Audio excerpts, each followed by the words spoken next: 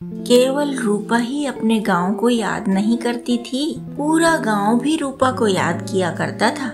गुलबिया के घर में कबूतर पला था, वह उससे खूब बातें किया करती थी। कबूतर रूपा से भी घुला मिला था।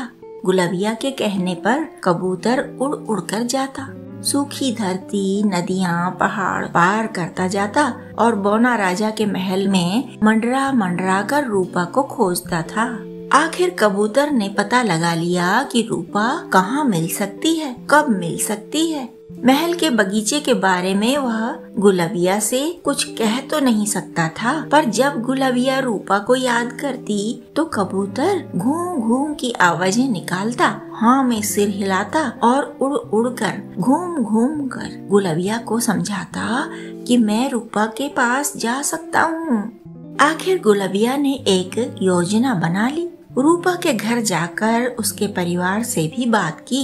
सबको गुलबिया की बात पसंद आई थी। गुलबिया बचपन के दिनों को याद करती। वे लोग बहुत दिन पहले से मेले की प्रतीक्षा करती, मेले में खूब घूमती, कितने प्यार से चीजें खरीद लाती। छोटी छोटी चीजें भी उनके लिए हीरे मोती से अधिक मूल्यवान हुआ करती थी। कितने प्यारे दिन थे वे। अब बेचारी रूपा राजमहल के पिंजड़े में कैद है, बंदी है। गुलबिया नदी किनारे बैठी रहती और मछलियों को देखती रहती। कभी कभी उनके लिए कुछ खाने की चीजें ले जाती और उनको खिलाया करती थी, और साथ में सोचती रहती कि जब तक ये बेचारी पानी में रहती हैं, ये मछलियाँ तभी तक खुश हैं जैसे हम अपने गांव में खुश रहती हैं, हम लड़कियाँ।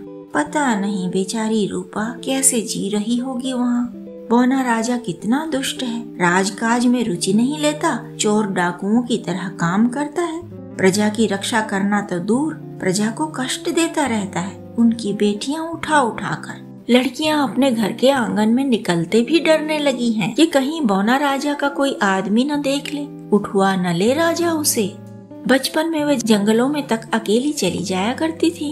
एक बार उन दोनों ने जंगल में एक बड़ा सा हाथी देखा। वे देर तक उसे देखती रही थी। जब घर आकर बताया उन्होंने घर वालों से, तो सबने उन्हें समझाया था कि हाथी तो शांत जीव है, शाकाहारी है, तब तुम बच गईं। अगर कोई हिंसक पशु होता तो मार ही डालता। हाथी भी कभी कभी गुस्से में होता है, तब उसके आगे छोटे छोटे बच्चे क्या कर सकते हैं।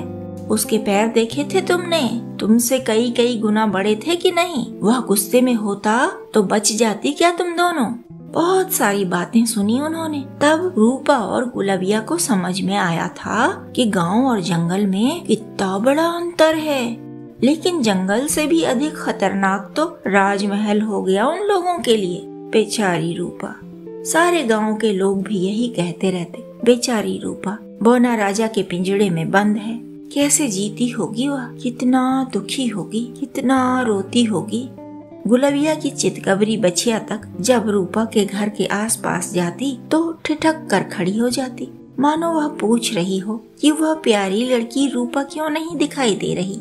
कहीं उस पर कोई संकट तो नहीं आ गया, किसी कष्ट में तो नहीं पड़ गई वह। गांव की औरतें जहाँ इकट्ठा होती वहाँ रूपा के बारे में पूछती रहती, उसकी बातें करती, उसके लिए दुखी होती।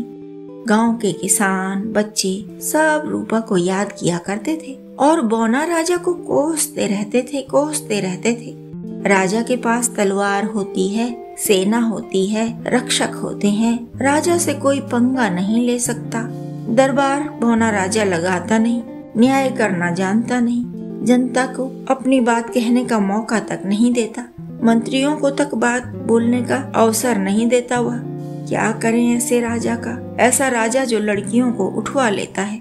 राजा का कुछ नहीं कर सकते, पर रूपा को निकालना होगा महल से, निकालना ही होगा। बहुत से लोगों ने ऐसा तय कर लिया तब।